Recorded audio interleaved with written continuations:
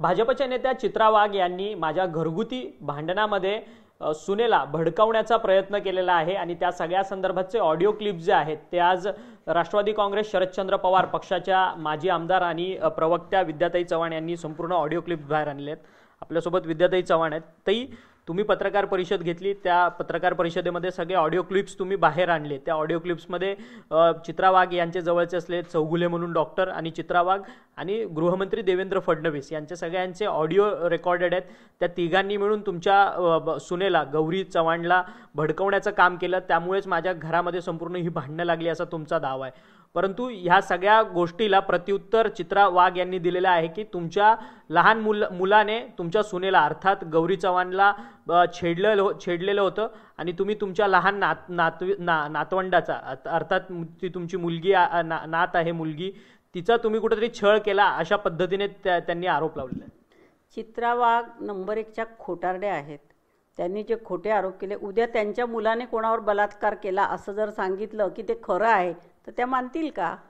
तेव्हा अशा प्रकारचे आरोप, आमच्या घरामध्ये कुठलीही भांडणं नव्हती, आमच्या घरामध्ये अत्यंत खेळीमेळीचं वातावरण होतं।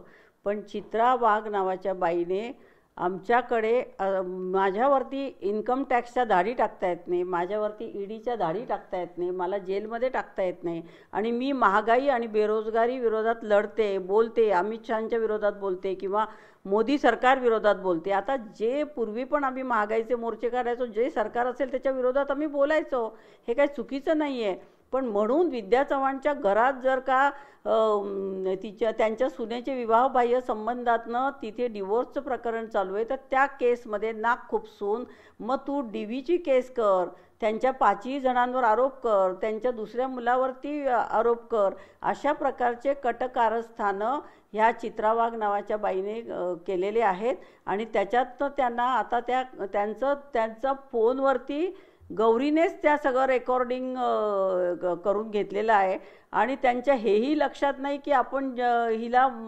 उकसवतोय आणि ही आपलं रेकॉर्डिंग करते आणि उद्या हेच रेकॉर्डिंग ती जगासमोर आणेल। तिने हे जगासमोर आणलेलं आहे, त्यामुळे चित्रा वाघ एक्सपोज झालेले आहेत आणि म्हणून त्या वाटेल ते बोलत चाललेले आहेत।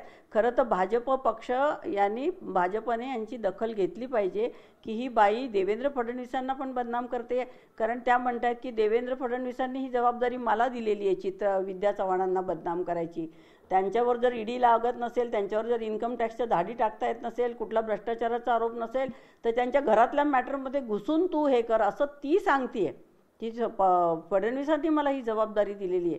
म्हणजे ह्याच्यामध्ये खरं कोण बोलते? आणि हे सगळं माझ्या प्रेस कॉन्फरन्समध्ये ऐकल्यानंतर त्या इतक्या चवताळल्या होत्या की खरं तर त्यांनी स्वतः माफी मागितली पाहिजे की त्यांनी इतकं घाणेरडं कृत्य केलेलं आहे की अशा प्रकारे त्यांच्या घरात उद्या जर कोणी घुसून त्यांच्या मुलाला भडकवण्याचं काम केलं, उद्या त्यांच्याही मुलाचं लग्न होईल, सून येईल, तेव्हा जर त्यांना असं भडकवण्याचं काम कोणी केलं तर त्यांना कसं वाटेल, बरं वाटेल का, असा प्रश्न मला विचारायचा आहे।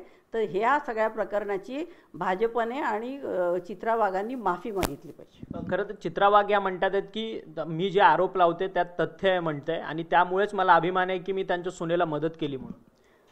हे बघा, हे प्रकरणाला आता 5वं वर्ष आहे। बोरिवली कोर्टाची ऑर्डर आलेली आहे, सेशन कोर्टाची आली, फॅमिली कोर्टाची आली आहे, कुठेही कौटुंबिक हिंसाचार नाही असं कोर्टाने म्हटलेलं असताना चित्रा वाघ जर असं म्हणत असतील तर त्या कोर्टापेक्षा वर आहेत असं मला मानावं लागेल। तुम्ही या सगळ्या प्रकरणात अर्थात हे जे तुमच्या घरातलं घरगुती व्हायलन्सचं जे प्रकरण होतं ते ज्यावेळेस समोर आलं त्यावेळेस तुम्ही देवेंद्र फडणवीसांची सुद्धा भेट घेतलेली होती आणि हे जे ऑडिओ क्लिप्स आहेत तुम्हाला हे जवळपास 6 महिन्या अगोदर तुम्हाला भेटलेले होते।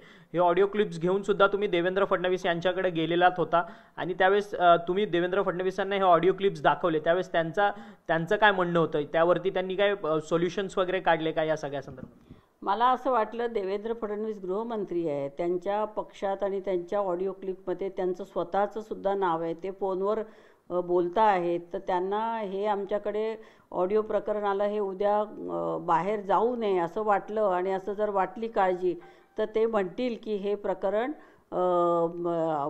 वाढवायचं नाही आहे, भाजपची बदनामी करायची नाही आहे, चित्रा वाघांची बदनामी होता कामा नये, म्हणून त्यांनी जे काय तिला सहकार्य केलेलं आहे, गुन्हेगारांना सहकार्य केलेले ते त्यांनी थांबवलं असतं, पण त्यांनी तसं काहीही केलेलं नाही।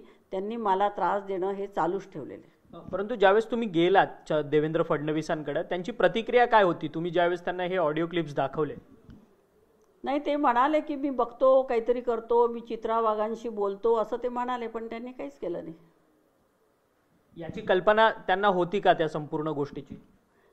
त्यांना हे सगळं माहिती होतं, परंतु त्यांनी तसं दाखवलं नाही. पण ऑडिओ क्लिप ऐकल्यावरती त्यांच्या लक्षात आलं की आपल्याकडनं मोठी चूक झाली आहे आणि अशा प्रकारच्या ऑडिओ क्लिप्स आहेत, तेव्हा आपण काहीतरी करू, आम्ही तुम्हाला मदत करू असं ते म्हणाले. पण त्यांनी प्रत्यक्ष मदत काही केली नाही, त्रास देणंच कायम ठेवलं. धन्यवाद, तुम्ही आमच्याशी बातचीत केली. या होत्या विद्या चव्हाण, ज्या राष्ट्रवादी काँग्रेस पक्षाच्या शरदचंद्र पवार पक्षाच्या माजी आमदार आहेत आणि प्रवक्त्या आहेत. चित्रा वाघ यांनी विद्या चव्हाण यांच्या जे ऑडिओ क्लिप्स समोर आणलेले आहेत त्याच्यावरती प्रतिदावा करताना त्यांनी दावा केला की खरं तर चित्रा वाघ यांच्या छोट्या मुलाकडनं त्यांच्या सुनेचा छळ करण्यात आला, त्यांना छेडण्यात आलं आणि त्याचसोबतच विद्या चव्हाण या आपल्या नातवंडाचा छळ करतात आहेत असा आरोप चित्रा वाघ यांच्याकडनं करण्यात आला. आणि जर हे अशा पद्धतीने जर विद्या चव्हाण वागत असतील तर त्यामुळे मी त्यांच्या सुनेला मदत केली आणि त्याचा मला अभिमान आहे असं देखील त्यांनी आज पत्रकार परिषदेत सांगितलं. या सगळ्या दाव्यांना विद्या चव्हाण यांनी खोडून काढत सांगितलंय की चित्रा वाघ ह्या नुसता फक्त खोटं बोलण्याचं काम जे आहे ते करत आहेत, असा मत जे आहे ते विद्या चव्हाण आपल्याशी बोलताना नोंदवलेलं आहे. व्हिडिओ जर्नलिस्ट मनीष विचारेसह अक्षय मंकणी, TV9 मराठी, मुंबई.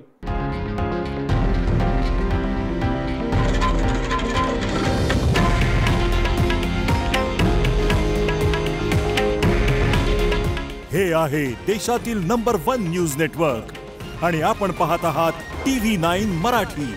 काळजी तुमची, हित महाराष्ट्राचं.